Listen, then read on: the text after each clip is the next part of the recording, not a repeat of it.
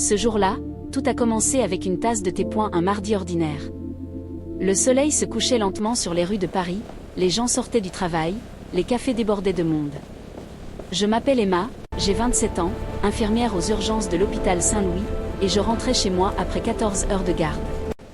Mes pieds me faisaient mal. Mon dos me faisait mal. Ma tête battait.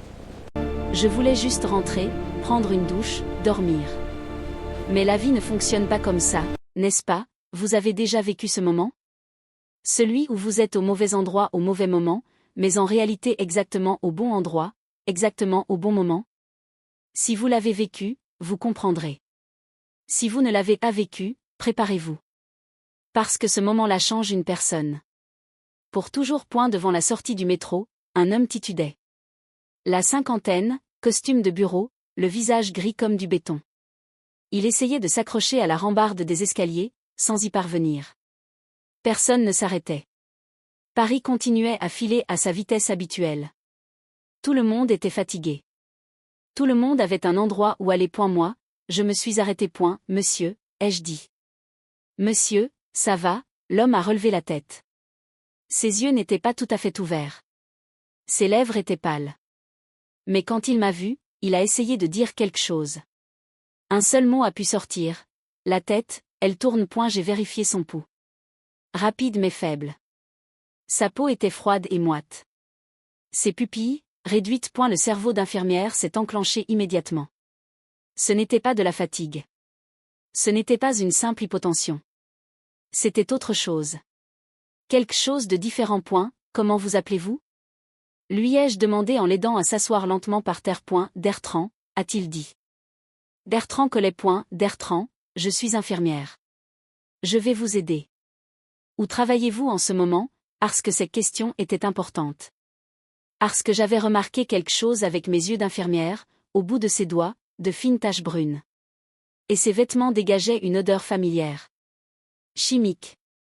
Âcre. Sournoise. À l'usine Varenne, a-t-il dit. En banlieue. Traitement des métaux. Ils ont utilisé quelque chose de nouveau aujourd'hui? Un nouveau produit chimique, un nouveau processus, il m'a regardé. Quelque chose a brillé dans ses yeux. De la peur? De la compréhension? La ventilation, le système de ventilation est en panne, a-t-il dit avec peine. Depuis 3 jours. On nous a dit que ce n'était pas grave. Qu'on continue. Mon cœur s'est accéléré. J'ai appelé le 15. L'ambulance est arrivée en 8 minutes. En confiant Bertrand aux secouristes, en leur transmettant mes observations cliniques, quelque chose s'est coincé en moi. Ce n'était pas juste un homme. Ce n'était pas juste un étourdissement. La ventilation. 3 jours. Une usine. Combien d'autres personnes s'y trouvaient encore? Je ne pouvais pas m'en empêcher, il fallait que j'enquête, c'était une évidence qui me rongeait de l'intérieur. Je ne suis pas rentrée chez moi ce soir-là. Je suis allée à l'hôpital. Pas à mon service à Saint-Louis, mais aux urgences de Saint-Antoine, là où Bertrand avait été transporté. J'attendais dans le couloir, sans mission officielle dans cet établissement, avec une inquiétude qui n'était pas officielle non plus, parce qu'une voix intérieure me disait « Reste », et j'avais appris à écouter cette voix. J'étais assise dans la salle d'attente des urgences, les yeux rivés sur la porte, à osciller entre la fatigue et l'éveil, quand la première ambulance est arrivée. Puis la deuxième. Puis la troisième. Toutes de la même usine.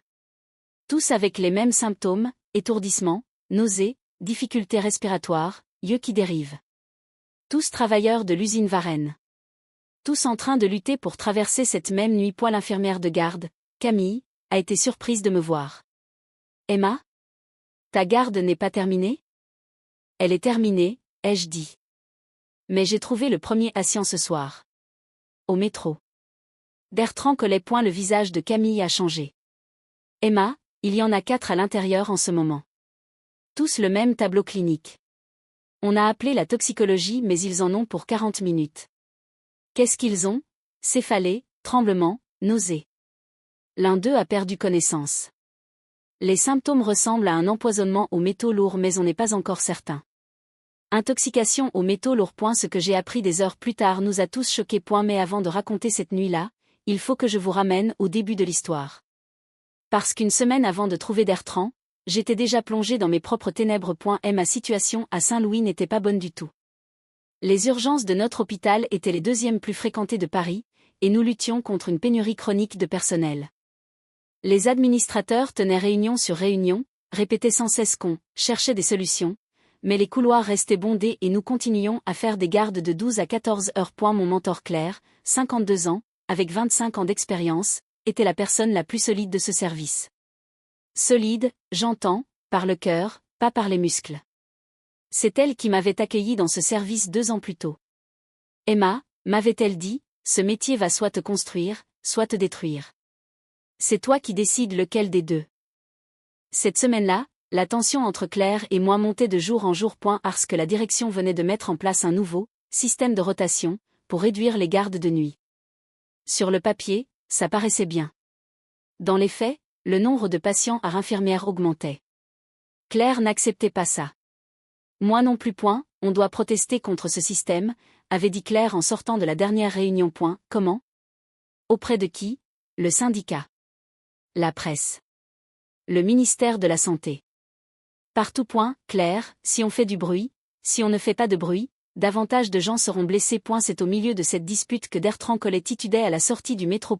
Était maintenant, dans le couloir de Saint-Antoine, tandis que les travailleurs d'usine arrivaient les uns après les autres, cette dispute prenait un tout autre sens. Toute la nuit, 6 autres ouvriers ont été amenés.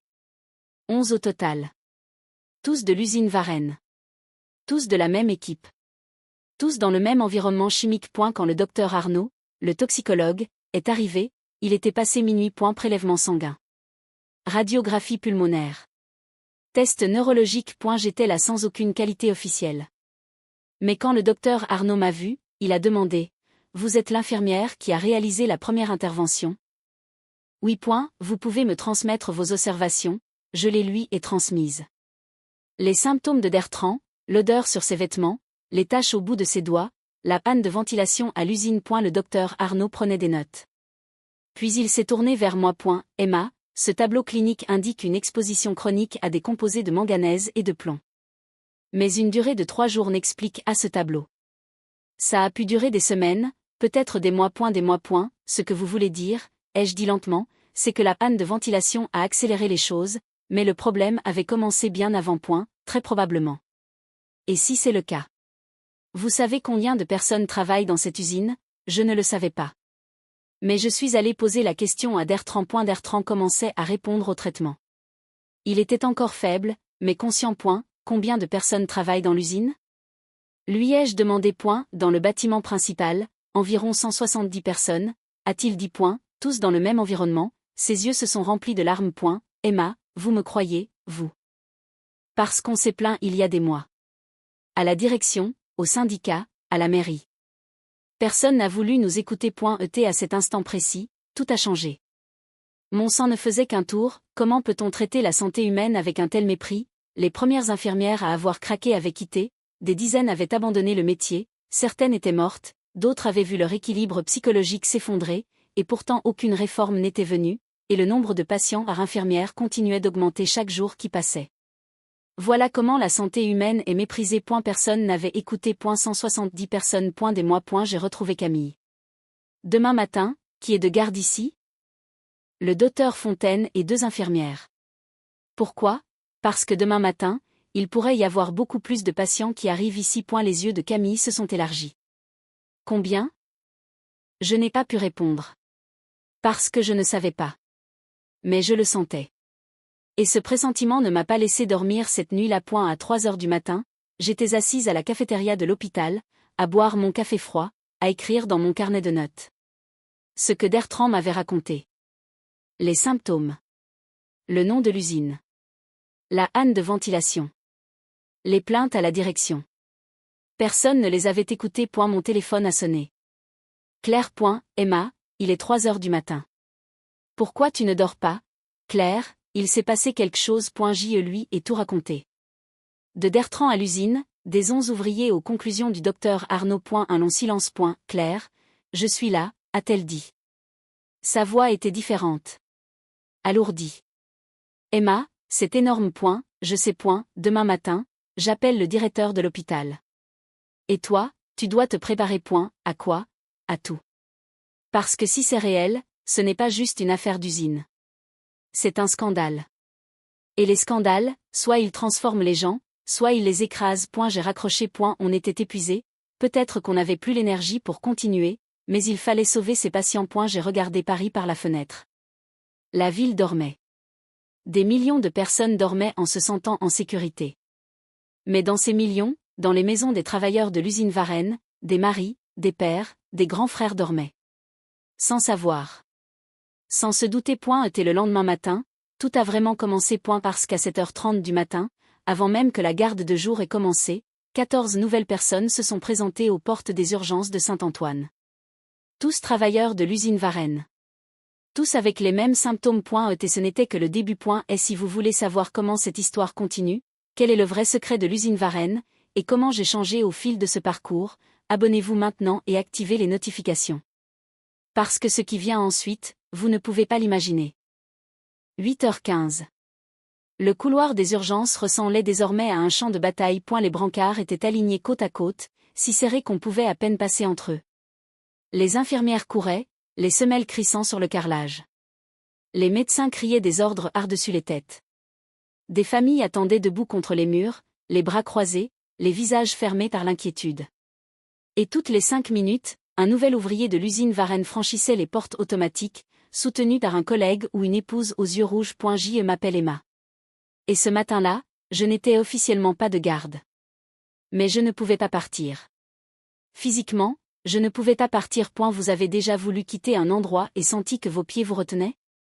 Votre raison dit, pars, votre corps dit, tu ne peux pas rester, mais quelque chose, une voix, un pressentiment, une force que vous ne comprenez pas tout à fait, vous enracine sur place. Si vous l'avez ressenti, vous comprenez ce que je vivais en ce moment. Si vous ne l'avez jamais ressenti, sachez que ce n'est pas de la faiblesse. C'est parfois la chose la plus courageuse du monde. Le chef des urgences, le docteur Fontaine, a froncé les sourcils en me voyant adossé au mur, encore en civil. Emma, ta garde s'est terminée hier soir. Je sais. Mais j'ai trouvé le premier patient hier soir, dans le métro. Je connais la situation depuis le début. Je peux vous aider. Le docteur Fontaine avait 48 ans, la réputation d'un homme sans froid qui prenait ses décisions en 2 secondes chrono. Il m'a regardé. 1 seconde. 2 secondes. Enfile ta blouse. Je me suis habillé en moins d'1 minute. Ce matin-là, nous avons trié les 14 nouveaux ouvriers arrivés depuis l'aube. Les symptômes couvraient un spectre inquiétant, des légers étourdissements et nausées jusqu'aux symptômes neurologiques sévères, tremblements des mains, confusion, discours fragmentés. 2 d'entre eux ont perdu connaissance pendant le triage. L'un a fait une convulsion dans la salle d'attente, ce qui a provoqué une onde de panique parmi les familles présentes. Le docteur Arnaud, le toxicologue de la veille, était désormais officiellement à la tête de l'affaire médicale. Des prélèvements sanguins supplémentaires avaient été envoyés au laboratoire national de toxicologie en urgence absolue. Les résultats arriveraient dans quelques heures. En attendant, les traitements étaient symptomatiques, perfusion, oxygène, surveillance neurologique continue. Mais moi, j'étais incapable d'attendre les résultats en croisant les bras. Je suis allé dans la chambre de Bertrand. Il avait reçu son traitement du matin, il allait un peu mieux. Une femme était assise à côté de lui, le dos droit dans le fauteuil visiteur, comme si se tenir droite était la seule façon de ne pas s'effondrer. Son épouse, Sylvie. D'âge moyen, les yeux creusés par une nuit blanche, les mains croisées sur les genoux avec une tension qui trahissait tout ce qu'elle taisait. Emma, a dit Bertrand en me voyant. Sa voix portait quelque chose que je reconnaissais, non pas de la reconnaissance d'Anal, mais le soulagement de quelqu'un qui avait eu peur de ne plus revoir un visage familier. Comment vous allez ce matin? Mieux que cette nuit. Mais les autres.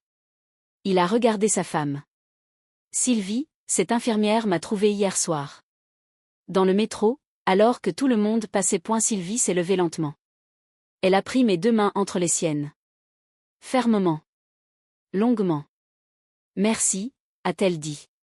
Seulement ça. 2 syllabes. Mais dans ces 2 syllabes, j'ai entendu des mois de peur, des nuits à regarder son mari rentrer de plus en plus fatigué, des inquiétudes que personne ne prenait au sérieux. Ces 2 mots ont brisé quelque chose en moi. Quelque chose que je gardais fermé depuis la veille. J'ai repris mes esprits. Bertrand, l'usine s'appelle Varenne. Vous avez dit que vous aviez porté plainte avant. Auprès de qui exactement? Partout, a-t-il dit avec un sourire amer qui n'avait rien de drôle. Ça a commencé il y a 2 ans. D'abord des maux de tête légers, qu'on mettait sur le compte du bruit, de la chaleur. Puis des tremblements aux mains le soir. Plusieurs collègues sont allés voir leur médecin généraliste. On leur a tous dit que c'était du stress professionnel. On leur a conseillé des compléments vitaminés et du magnésium. Vous êtes allés au syndicat. Notre délégué syndical entretient de très bonnes relations avec la direction de l'usine. Il a pris notre plainte, a dit qu'il allait examiner ça sérieusement. Il n'a plus jamais rappelé. Il ne s'est strictement rien passé. La mairie, on a déposé 2 pétitions en bonne et due forme, avec des dizaines de signatures. Une réponse officielle est arrivée 2 mois plus tard.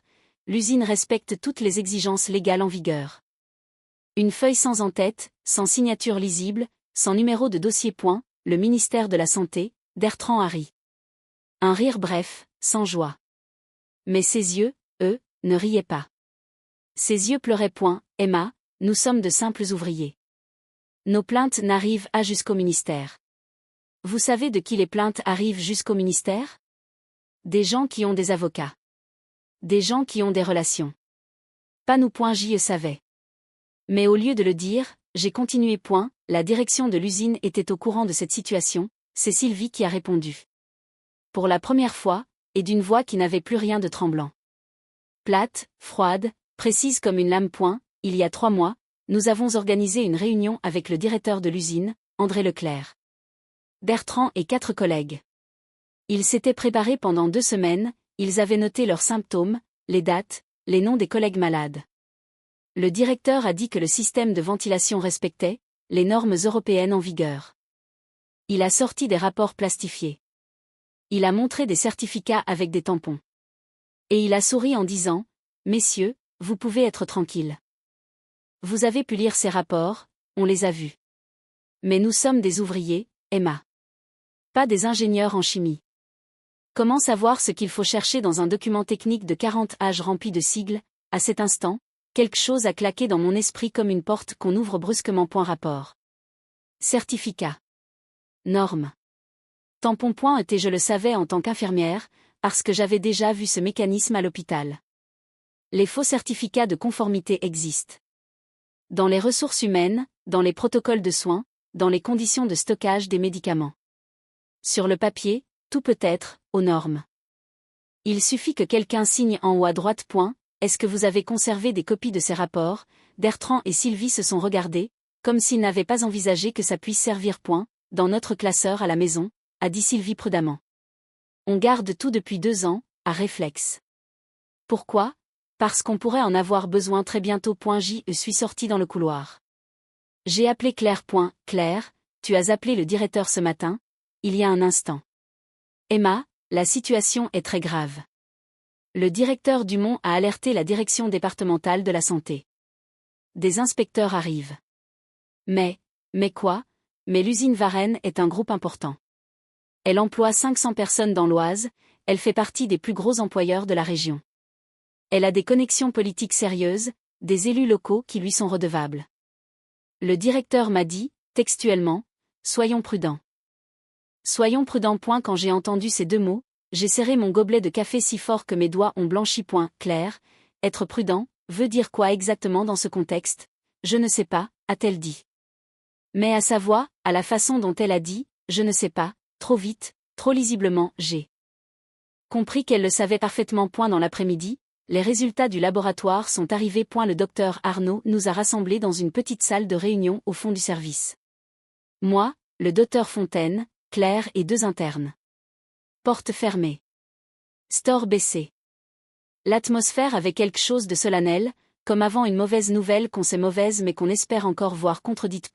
Les résultats confirment nos hypothèses, a dit le docteur Arnaud.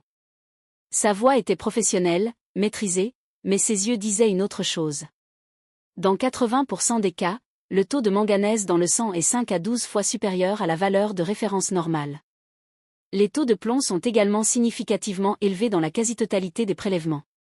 Il s'agit d'un tableau classique d'exposition professionnelle chronique de longue durée, sans ambiguïté possible. Silence complet. Des taux aussi élevés, ai-je dit, à quelle durée d'exposition correspond-il? Au minimum 6 mois. Probablement entre 9 mois et 1 an pour les cas les plus sévères. 6 mois. 9 mois. 1 an. Pendant tout ce temps, ces hommes se levaient le matin, emmenaient leurs enfants à l'école, rentrait fatiguée, pensait que c'était l'âge, le stress, l'hiver. Et les effets à long terme? A demandé le docteur Fontaine d'une voix égale qui ne cachait pas grand-chose. Le docteur Arnaud a marqué une pause. Juste une seconde. Mais cette seconde, je ne l'ai jamais oubliée. La toxicité au manganèse laisse des séquelles neurologiques irréversibles. Des symptômes de type parkinsonien, des tremblements persistants, un déclin cognitif progressif. Pour certains de nos patients, nous sommes déjà au-delà du seuil de dommage permanent. Le plomb, lui, attaque les reins et le foie. À forte exposition prolongée, les dommages organiques sont inévitables et définitifs. Irréversibles. Permanent. Définitif. 14 personnes arrivées aujourd'hui. 11 la veille. 25 au total. Et 170 personnes continuaient à travailler dans cette usine. Qu'est-ce qui va arriver aux autres? Ai-je dit. Ma voix est sortie plus forte que je ne l'avais voulu. Mais je n'ai pas essayé de la rattraper. Tout le monde m'a regardé. Est-ce que l'usine est encore ouverte en ce moment? Le docteur Fontaine a répondu avec ce calme qui commençait à m'exaspérer. Pour une décision officielle de fermeture, il faut attendre le rapport des inspecteurs. Et les inspecteurs arrivent quand? Demain. Demain. Je me suis levée. Sans m'en rendre compte, mes jambes avaient décidé avant ma tête. Docteur Fontaine, si l'usine reste ouverte demain matin, des ouvriers vont s'y rendre. Après-demain aussi. Et certains de ces gens ont peut-être déjà dépassé le seuil irréversible dont vous venez de parler. Chaque heure supplémentaire dans cet environnement, Emma. Sa voix était calme, ferme, définitive. C'est la procédure. La procédure tue les gens. Un silence de plomb est tombé sur la salle. Combien d'enfants allaient grandir avec un père aux mains tremblantes? Combien de femmes allaient regarder leur mari vieillir de 10 ans en 2 ans, sans comprendre pourquoi? Dites-moi en quoi la procédure les protège. Claire a posé doucement sa main sur mon épaule. Emma, sortons une minute. Dans le couloir, elle m'a regardé longuement avant de parler. Emma, tu as raison sur le fond. Absolument raison. Mais là, il faut avancer avec stratégie, pas avec la colère. La colère, on la garde pour plus tard, pour quand elle servira à quelque chose. La stratégie? Claire, 170 personnes rentrent chez elles ce soir en ne sachant pas ce qu'elles respirent depuis un an. Je sais. Je le sais aussi bien que toi. Mais si on bouge trop vite, trop bruyamment, les avocats de l'usine interviennent dès demain matin. Tout s'enlise dans des procédures judiciaires qui durent 3 ans. J'ai vu ça arriver. J'ai vu des scandales réels disparaître dans des procédures. Alors qu'est-ce qu'on fait? Claire a regardé au bout du couloir, comme si elle vérifiait que personne ne pouvait entendre. Puis, à voix très basse, je dois te présenter quelqu'un. Ce soir. Dans un café au Marais. À 9h. Qui? Une journaliste. Du Monde. Correspondante santé et environnement depuis 10 ans. Elle s'appelle Isabelle Renard. Et elle s'est déjà intéressée à ce type d'affaires, des affaires où les gens bien ont tout fait pour étouffer la vérité. Une journaliste. D'un côté, les avocats d'une multinationale, les connexions politiques, les inspecteurs peut-être compromis. De l'autre, une journaliste du Monde et une infirmière fatiguée. C'est à cet instant précis que j'ai compris que cette histoire ne se terminerait pas dans un couloir d'hôpital. Elle se terminerait ailleurs. Et moi, qu'on me l'ait demandé ou non, j'y serais. Avant de me rendre au café à 9h, j'avais fini ma garde et fait un aller rapide chez moi. Sous la douche, j'ai enfin pleuré, les larmes que je retenais depuis la veille dans le métro. Puis j'ai regardé dans le miroir le visage d'une femme fatiguée, pâle, les yeux encore rouges.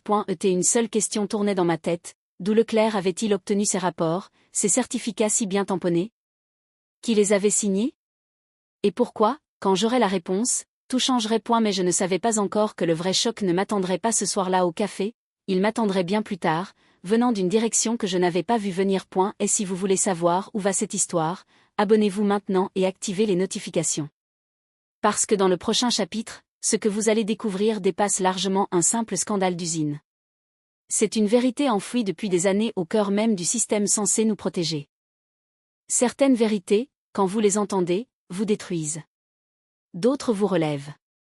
Et certaines, les plus rares, les plus étranges, font les deux en même temps, si bien que vous ne savez plus si vous devez pleurer ou serrer les poings. Je m'appelle Emma. Et ce que j'ai appris ce soir-là dans le café du Marais m'a à la fois détruite et relevée. Isabelle Renard, journaliste au Monde, était exactement comme je l'avais imaginé, et pas du tout comme ça en même temps.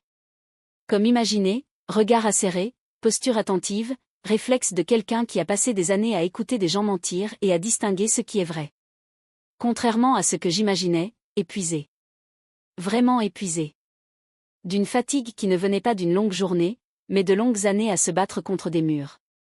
Une fatigue que je reconnaissais point. Vous êtes infirmière, a-t-elle dit dès qu'elle s'est assise en face de moi, avant même d'ouvrir son manteau point. Oui point, je l'ai compris à la façon dont vous regardez les gens entrer. Vous évaluez. Vous triez. C'est un regard que je voyais surtout chez les journalistes de guerre autrefois. Ces dernières années, je le vois de plus en plus chez les soignants. J'ai commandé 2 cafés sans demander si elle en voulait un. Elle en avait besoin, c'était évident. Qu'est-ce que Claire vous a dit? Ai-je demandé? Assez pour venir. L'usine Varennes, 25 cas d'empoisonnement avérés, exposition chronique aux métaux lourds. Mais Emma, permettez-moi d'être direct avec vous, cette usine est sur mon radar depuis 2 ans. Le café venait d'arriver. Je n'y ai pas touché. 2 ans. Qu'avez-vous trouvé? Pas encore suffisamment pour publier. Mais voici ce que je sais avec certitude. Les certificats de sécurité au travail de l'usine Varennes ont été validés par 2 sociétés d'inspection privées en Île-de-France. L'une d'elles, Sécurité Pro Consulting, a été créée il y a 6 ans. Ces 2 associés principaux sont les fils et le beau-frère de 2 hauts fonctionnaires actuellement en poste à la direction régionale de la santé. J'ai reposé mon café. Il y a des preuves documentées de ce lien, des registres du greffe du tribunal de commerce, accessibles à tous. Le lien de parenté est dans les actes de constitution des sociétés. Pour établir que ces nominations ont favorisé l'usine Varennes, que c'est un système organisé et non une coïncidence, il en faut davantage. Des témoignages. Des documents internes. Des preuves d'échange. Et maintenant des inspecteurs arrivent. Envoyés par la direction régionale de la santé. Isabelle m'a regardé. Il n'y avait ni surprise ni indignation dans ses yeux. Juste cette fatigue lucide de quelqu'un qui a déjà compris avant que vous finissiez votre phrase. Exactement, a-t-elle dit. Une minute s'est écoulée sans que ni l'une ni l'autre parle. Dehors, le marais continuait à vivre sa vie de nuit, des couples, des rires, des terrasses chauffées. Un monde parallèle. Est-ce que vous pouvez obtenir les documents de plainte de Bertrand et des autres ouvriers? A-t-elle dit enfin. Je peux essayer. Bertrand m'a dit qu'il conservait tout depuis 2 ans. Et les dossiers médicaux hospitaliers, ceux-là sont protégés. Il faudrait une procédure judiciaire pour y accéder légalement. Mais les rapports toxicologiques ont déjà été évoqués officiellement devant le docteur Fontaine, devant des internes. Ces éléments circulent dans le système. Mais une infirmière qui témoigne publiquement, qui accepte de mettre son nom sur ce qu'elle a vu et fait, ça, c'est une autre dimension. Une dimension que les avocats de l'usine auront beaucoup plus de mal à étouffer. J'ai marqué une pause. Vous voulez vous servir de moi dans les médias? Non, a-t-elle dit sans hésiter, en posant son stylo. Je veux vous utiliser comme source identifiée, ce qui est différent. Une source anonyme, dans ce type d'affaires, ça se conteste, ça se dilue, ça s'enterre. Une infirmière qui a nom, prénom, service, qui dit « j'étais là, j'ai vu, j'ai agi », ça ne s'enterre pas facilement. Mais je veux que vous compreniez ce que ça implique pour vous. Je comprends. Est-ce que vous comprenez vraiment? Le silence entre nous a duré assez longtemps pour être honnête. Peut-être pas entièrement, ai-je fini par dire. En rentrant chez moi, les rues de Paris étaient mouillées. Il avait plu pendant notre conversation, je ne m'en étais pas rendu compte. J'ai marché. Longtemps, sans chercher à aller vite, en laissant mes pensées se déposer comme la pluie. J'ai pensé à ce qu'avait dit Isabelle. J'ai pensé au « soyons prudents » du directeur Dumont. J'ai pensé à la « procédure » du docteur Fontaine, un homme bon, j'en étais convaincu, mais un homme bon qui faisait tourner un système qui broyait des gens ordinaires. J'ai pensé à Bertrand qui disait « personne n'a écouté », avec ce sourire amer qui avait tout d'une capitulation et rien d'une résignation. Était quelque chose m'est apparu clairement, avec la netteté froide des choses qu'on comprend trop tard. Ces ouvriers n'étaient pas tombés entre les mailles d'un système défaillant. Ils avaient été activement renvoyés d'un guichet à un autre. Syndicats. Mairie. Médecins. Ministère.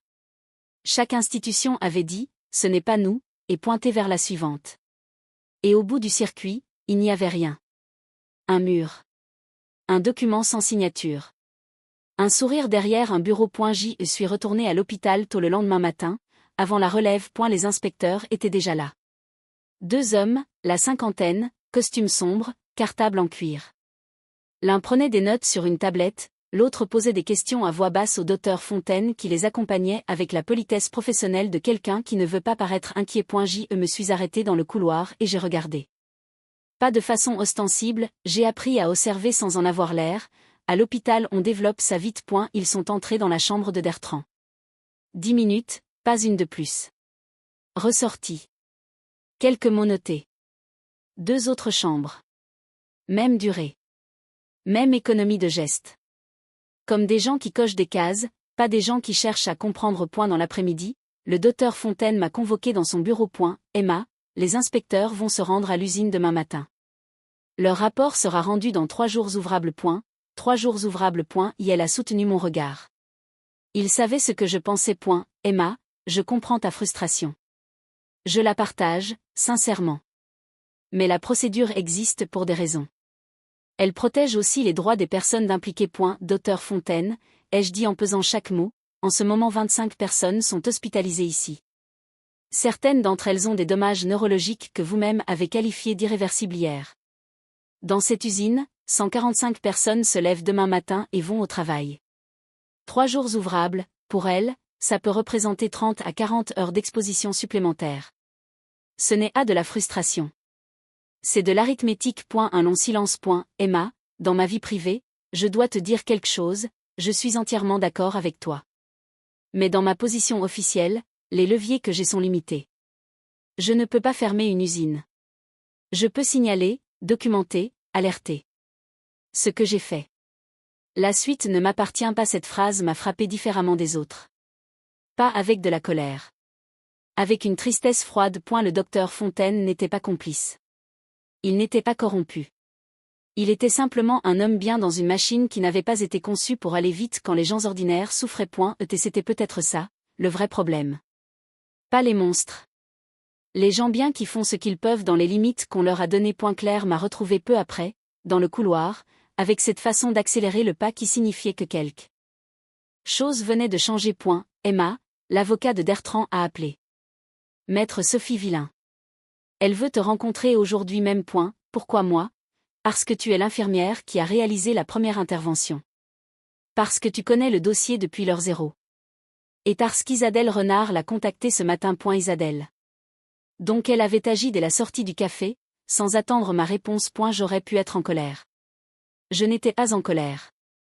J'étais presque soulagée que quelqu'un d'autre ait décidé à ma place, parce que je n'étais pas sûre d'avoir le courage de décider seul. Maître Villain est arrivé à 15h. 45 ans, regard direct sans être agressif, quelqu'un qui avait l'habitude de peser les mots des autres et de choisir les siens avec soin. Emma, a-t-elle dit quand nous nous sommes retrouvés seuls, je ne suis pas là pour vous recruter. Je suis là pour vous informer de ce que votre témoignage représente, légalement et pratiquement, et pour vous laisser décider librement. Je vous écoute. Votre déposition, ce que vous avez observé lors de la première intervention, ce que vous avez constaté dans les heures suivantes, les informations que Bertrand vous a communiquées, constituent un élément central du dossier que nous constituons. Combiné aux documents médicaux et aux preuves que nous rassemblons par d'autres voies, cela peut permettre d'ouvrir une enquête pénale. Pas administrative. Pénale. Et les médias? Les médias ne sont pas une obligation juridique. Mais dans ce type d'affaires, l'exposition publique est souvent ce qui empêche l'étouffement. Les affaires qui restent silencieuses s'éteignent dans les procédures. Celles qui ont un visage, une infirmière, un nom, une histoire concrète, ont une autre résonance. Vous parlez de ma carrière. Je parle de votre choix. J'ai des clients qui ont témoigné publiquement dans des affaires similaires. Certains en ont payé le prix professionnellement. D'autres ont été protégés, précisément parce que leur visibilité rendait les représailles trop risquées pour ceux qui auraient voulu les faire taire. Après son départ, je suis monté sur le toit de l'hôpital. Dans un miroir. À cet instant, avec la ville étendue sous mes pieds et cette voix dans mon oreille, j'ai compris que nous n'étions plus dans une histoire d'usine négligente. Nous étions dans quelque chose d'organisé. Délibéré. Protégé. Et moi, 27 ans, infirmière, je me retrouvais à tenir un fil qui, si on tirait dessus, pouvait faire tomber des noms que personne ne s'attendait à voir tomber. Et si vous êtes encore là, abonnez-vous maintenant. Parce que le 4e chapitre est le plus lourd à porter. Et le plus nécessaire à entendre. Ce que j'ai raconté jusqu'ici a changé ma façon de me voir en tant qu'infirmière. Mais le vrai changement, celui qui s'inscrit dans le corps, pas seulement dans la tête, s'est produit lors de cette dernière journée. Et ce changement a fait mal. Vraiment, physiquement, comme quelque chose qui se déchire proprement à l'intérieur de la poitrine et qui, une fois déchiré, ne peut plus être cousu de la même façon. Je m'appelle Emma. Et je vais tout vous raconter. Cette nuit-là, j'ai retrouvé Gilles Marteau dans une petite brasserie du 11e arrondissement. Isabelle et Maître Villain étaient déjà là, installés à une table du fond, dos au mur, là où on voit entrer les gens sans être vus de la rue. Détail qui ne m'a pas échappé. Gilles est arrivé avec 5 minutes de retard. 58 ans, l'allure d'un homme qui avait été solide et qui ne l'était plus tout à fait, comme une charpente que l'humidité aurait travaillée. 7 mois sans travail, ça laisse des traces visibles, dans la façon de tenir ses épaules, dans le regard qui hésite avant de se poser. Mais dans ses yeux, quand ils ont croisé les miens, j'ai reconnu quelque chose que je connaissais bien, le regard de quelqu'un qui vient de prendre une décision irréversible et qui n'est pas encore sûr d'avoir eu tort. Il a commandé un café qu'il n'a pas bu. Et il a parlé. 18 mois plus tôt, lors d'un audit interne de routine qu'il effectuait chaque trimestre depuis 5 ans, il avait constaté une anomalie dans les registres de maintenance. Les filtres du système de ventilation de la zone de traitement chimique, des filtres à charbon actif conçus pour capter les particules de manganèse et de plomb en suspension, n'avaient pas été changés depuis 2 ans et 3 mois. 2 fois plus longtemps que le délai maximal recommandé par le fabricant, 3 fois plus longtemps que ce qu'exigeaient les normes européennes affichées au mur de la salle de réunion direction. Il avait vérifié 2 fois. Puis une 3e. Il avait rédigé un rapport détaillé avec des photos, des références réglementaires, une estimation du niveau de contamination probable. 22 pages. Il en était fier. Il pensait que c'était son travail bien fait. Il l'avait remis en main propre à André Leclerc. Et Leclerc avait dit « Classe ce rapport dans ton tiroir. On n'en parle pas. » J'ai cru qu'il plaisantait, a dit Gilles en fixant son café refroidi. Je lui ai dit que c'était sérieux. Que les ouvriers risquaient leur santé. Que si quelqu'un tombait malade et qu'on découvrait ce rapport dans mon tiroir, on serait tous les deux en très mauvaise posture. Et il a répondu quoi? Il m'a regardé d'une façon que je n'avais jamais vue chez lui. Calme. Pas en colère. Calme comme quelqu'un qui sait qu'il n'a pas besoin de crier pour que les choses se passent comme il le veut. Et il a dit, Gilles, si tu déclenches une procédure d'alerte, tu ne travailleras plus dans cette région dans les 18 mois. Et ces ouvriers que tu veux protéger perdront leur emploi. Parce que l'usine fermera. Et ce sera ta faute. Le silence autour de la table était presque physique. Et les gens qui le protègent? A dit Isabelle. Il vous a nommé des noms? Pas ce soir-là. Mais dans les semaines suivantes, j'ai compris. J'ai commencé à observer. Sécurité Pro Consulting venait faire ses inspections annuelles. Le même inspecteur, chaque fois. Il passait 2 heures dans l'usine, buvait un café avec Leclerc, signait les documents, repartait. Jamais il ne demandait à voir les registres de maintenance. Jamais. C'était ritualisé. C'était une pièce de théâtre jouée pour les archives. Il a sorti une enveloppe de la poche intérieure de sa veste. Pliée en 4, portant les marques d'une manipulation répétée, comme si on l'avait sortie et remise dans sa poche de nombreuses fois sans jamais avoir le courage de l'ouvrir devant quelqu'un. Le soir même de cette conversation avec Leclerc, je suis rentré chez moi et j'ai tout écrit. Tout ce dont je me souvenais, les mots exacts autant que possible, l'heure, le lieu, son attitude. J'ai daté et signé. C'est là-dedans. Et j'ai aussi les échanges de mails qu'on a eus dans le mois suivant, des messages qui ne disent pas tout explicitement, mais où il est clair, si on sait lire entre les lignes, qu'il savait ce que je savais et qu'il me demandait de rester silencieux. Maître Villain a pris l'enveloppe avec les 2 mains, comme on prend quelque chose de fragile. Ce n'est pas suffisant pour un réquisitoire, a-t-elle dit. Mais c'est assez pour ouvrir une instruction. Surtout combiné avec. Il y a autre chose. Gilles a pris une longue inspiration. Avant de démissionner, ma lettre de démission, je l'ai envoyée le 15 juin de l'année dernière, le jour où j'ai compris que je ne pouvais pas rester sans devenir complice, j'ai copié des fichiers depuis le système interne de l'usine. Les registres complets de remplacement des filtres sur 5 ans. Les bons de commande de fourniture de maintenance, ou plutôt leur absence. Les tableaux de suivi des interventions. Ces documents racontent une histoire très claire, un système de protection délibérément laissé à l'abandon depuis au moins 30 mois.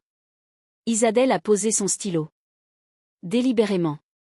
Comme quelqu'un qui vient d'entendre la phrase qui change tout. Ces documents sont où en ce moment? Sur une clé USB cryptée. Chez moi. Dans un endroit que ma femme connaît, au cas où. Au cas où. Cette précaution, qui aurait pu sembler paranoïaque dans un autre contexte, sonnait ici comme la prudence raisonnable d'un homme qui avait peur depuis 7 mois de quelque chose d'assez réel pour justifier la peur. Nous nous sommes regardés, Isabelle, Maître Villain et moi, sans dire un mot. Parce qu'il n'y avait rien à dire. Gilles venait de poser sur cette table, dans cette enveloppe froissée et sur cette clé USB quelque art dans un tiroir, 7 mois de solitude et de silence. 7 mois à se demander s'il avait fait le bon choix en partant, si ça avait servi à quelque chose, si quelqu'un finirait par entendre. Gilles, a dit Maître Villain, êtes-vous prêt à nous confier ces documents ce soir? C'est pour ça que je suis sorti de chez moi. En rentrant chez moi, sous une pluie fine qui avait recommencé, j'ai pleuré. Sans essayer de comprendre exactement pourquoi, la fatigue, le soulagement, la tristesse pour tous ces mois perdus, la colère contre une machinerie dont je mesurais maintenant l'étendue. Les larmes n'avaient pas besoin d'une raison précise. Elles avaient juste besoin de sortir. Le lendemain matin à 6h02, mon téléphone a sonné. Claire. Emma, viens à l'hôpital maintenant. Il s'est passé quelque chose cette nuit. Les inspecteurs? Ils sont allés à l'usine ce matin à 7h comme prévu. Mais ils ont trouvé les grilles fermées. Leclerc avait déclaré une maintenance technique imprévue à 23h30 hier soir. Les ouvriers ont reçu un SMS à minuit pour ne pas venir. Le sang m'a quitté les joues. Il a su. Quelqu'un lui a dit que les inspecteurs venaient. Les inspecteurs ont quand même pu entrer, ils ont l'autorité pour ça. Mais ce qu'ils ont trouvé à l'intérieur. Les filtres avaient été changés dans la nuit. Les registres de maintenance avaient été actualisés. Certains documents étaient introuvables, en cours d'archivage. En une nuit. En une nuit. J'ai raccroché et je suis resté une minute immobile dans ma cuisine, avec la lumière grise du matin qui entrait par la fenêtre. Quelqu'un à la direction régionale de la santé avait prévenu Leclerc. Pas par négligence. Délibérément. Ce n'était plus une hypothèse. C'était une certitude froide et lourde, le genre de certitude qu'on aurait préféré ne pas avoir. Maître Villain avait récupéré la clé USB de Gilles à 5h30 du matin, elle s'était levée avant l'aube quand Gilles l'avait appelé, paniqué, disant qu'il avait vu une voiture inconnue garée devant chez lui depuis la nuit. Peut-être rien. Peut-être quelque chose. Elle n'avait pas voulu prendre le risque. Les documents étaient en sécurité. C'était ce qui comptait. À l'hôpital, la chambre de Bertrand était pleine de monde. Lui, 3 collègues, 2 épouses. Ils avaient appris pour la nuit, comment, je ne sais pas, les informations circulent vite dans les communautés ouvrières, et ils avaient passé la matinée à parler. Sur leur visage, quelque chose avait changé depuis les premiers jours. La stupeur et la douleur avaient laissé place à quelque chose de plus dur, de plus durable. De la détermination. On est prêt, a dit Bertrand quand il m'a vu entrer. Tous. On fait des dépositions officielles. On mandate Maître Villain formellement. On va au bout. C'est un processus long, ai-je dit doucement. On a le temps. Ce qu'on n'a pas, c'est le droit de se taire. Bertrand a regardé ses mains posées sur le drap. Ses mains qui tremblaient encore légèrement. On s'est tu trop longtemps. 2 ans qu'on s'est tu en pensant que le système allait finir par nous entendre. Il nous a entendus. Il nous a juste dit d'aller voir ailleurs. Bertrand a raison, a dit l'un des collègues, un homme de 40 ans avec des cernes profonds et une voix qui ne tremblait pas. Si cette histoire sort au grand jour et qu'une autre usine, quelque part, change ses pratiques parce qu'elle a peur d'être la prochaine, alors tout ça n'aura pas été pour rien. Pas seulement pour nous. Isabelle a publié son article à 14h23. Édition numérique du Monde. Le titre était sobre, factuel, et dévastateur comme seule la sobriété peut l'être. Usine Varennes, une année de silence et 25 ouvriers empoisonnés. Gilles Marteau sous son vrai nom. Les documents joints en annexe consultable. Les rapports toxicologiques référencés avec précision. Le lien entre Sécurité Pro Consulting et la Direction régionale de la santé exposé clairement, avec les actes de société et les noms. Et à la fin, un court paragraphe que j'ai lu 3 fois. Emma, infirmière aux urgences de l'hôpital Saint-Louis, a réalisé seule la première intervention auprès d'un ouvrier de Varennes le soir du 14 octobre, à la sortie d'une station de métro, après une garde de 14 heures. Sans cette intervention, l'ampleur de la contamination n'aurait peut-être pas été détectée avant plusieurs semaines supplémentaires. Selon elle, ce système n'existe que dans une usine. Dans ce pays, dans beaucoup d'endroits, des gens se plaignent et personne n'écoute. Jusqu'à ce que quelqu'un meure. Isabelle m'avait appelé le matin même.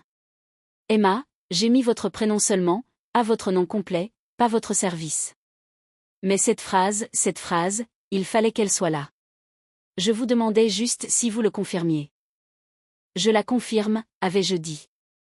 Les 48 heures qui ont suivi ont ressemblé à une avalanche au ralenti. Le ministère de la Santé a annoncé l'ouverture d'une enquête indépendante, une vraie, avec une commission dont les membres avaient été choisis hors de la région. Toutes les inspections de sécurité Pro-Consulting sur les 5 dernières années ont été suspendues et soumises à révision. 2 directeurs de la Direction régionale de la santé ont été mis en congé administratif dans l'attente des conclusions. L'usine Varennes a été fermée administrativement, pour une durée indéterminée. Et Leclerc a été convoqué pour une audition par le procureur de la République. Claire m'a retrouvée dans le couloir. Elle m'a serré dans ses bras sans rien dire pendant un moment, et dans ce silence il y avait 30 ans de ce métier, tout ce qu'elle avait vu, tout ce qu'elle avait espéré changer et n'avait pas pu, et ce moment-ci qui était différent. Tu as fait quelque chose de réel, a-t-elle dit enfin. Pas juste bien. Réel. On a fait quelque chose, ai-je corrigé. Elle a secoué la tête doucement. Non. On a tous contribué. Mais toi, tu t'es arrêté en premier. C'est ça qui a tout rendu possible.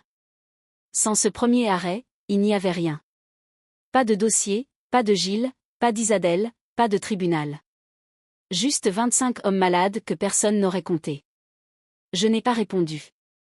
Parce que je pensais à tous ceux qui s'étaient aussi arrêtés à leur façon, Bertrand qui n'avait pas abandonné de se plaindre malgré les murs, Gilles qui avait gardé cette enveloppe dans sa poche pendant 7 mois, Sylvie qui avait tout classé dans un dossier, par réflexe.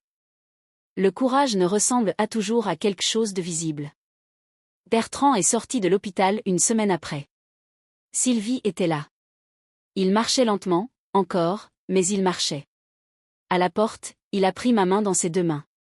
Ses yeux se sont remplis de larmes sans qu'il essaie de les retenir. Ma fille s'appelle Lucie. Elle a 9 ans.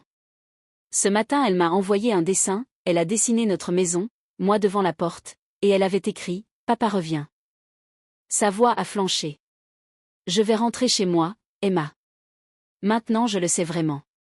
Moi aussi j'ai pleuré. Sans honte. La procédure judiciaire a duré 18 mois. Leclerc a été condamné pour mise en danger délibérée de la vie d'autrui et dissimulation de preuves. Les 2 associés de sécurité Pro-Consulting ont écopé de peines de prison avec sursis et d'interdiction professionnelle permanente. Les responsables de la direction régionale ont été démis de leurs fonctions et font l'objet de procédures disciplinaires parallèles. Les ouvriers ont obtenu des indemnisations significatives. Leurs soins sont pris en charge par l'État à vie pour ceux dont les dommages sont permanents. Gilles Marteau a créé son propre cabinet de conseil en sécurité industrielle. Il travaille maintenant avec des syndicats pour aider les ouvriers à identifier et documenter les manquements avant qu'il soit trop tard. Il dit que c'est la première fois depuis 7 ans qu'il dort bien. Lors de notre dernier échange, il m'a écrit une seule phrase « Merci de m'avoir laissé parler ». Isabelle a reçu le prix Alder Londres de la presse écrite cette année-là. Dans son discours de récession, sobre et précis comme tout ce qu'elle écrivait, elle a cité une infirmière anonyme qui s'était arrêtée à la sortie d'un métro et avait changé le cours d'une affaire que tout le monde avait intérêt à laisser mourir dans le silence. Maître Villain est toujours avocate des travailleurs. Et elle est toujours en contact avec la famille de Bertrand. Sylvie lui envoie des nouvelles de Lucie de temps en temps, ces petites nouvelles ordinaires et précieuses qui prouvent que la vie continue après les catastrophes. Moi, je suis toujours à Saint-Louis. Et j'ai changé de façon que je n'aurais pas su prévoir. Je parle plus fort dans les réunions. Je vais aux assemblées syndicales même quand je suis fatiguée, surtout quand je suis fatiguée. Je dis aux jeunes infirmières ce que Claire m'a dit un jour, ce métier va soit te construire, soit te détruire, et la différence se joue dans les moments où tu choisis de t'arrêter plutôt que de passer. Un matin, une nouvelle infirmière est arrivée dans le service. Nadia, 24 ans. Première semaine. La peur dans les yeux, cette peur saine, vive, qui signifie qu'on comprend ce qu'on s'apprête à faire. Ça fait peur? Lui ai-je demandé. Beaucoup. Bien. La peur qui fait attention aux autres, c'est une bonne peur. Garde-la. Et sache que si tu vois quelque chose qui cloche, une procédure qui ne tient pas, un chiffre qui ne va pas, un patient qu'on traite comme un dossier plutôt que comme une personne, tu peux le dire. À moi, à l'équipe, et si personne n'écoute, à voix haute. Parce que parfois, le fait qu'une infirmière s'arrête suffit à changer des choses énormes. Elle a souri.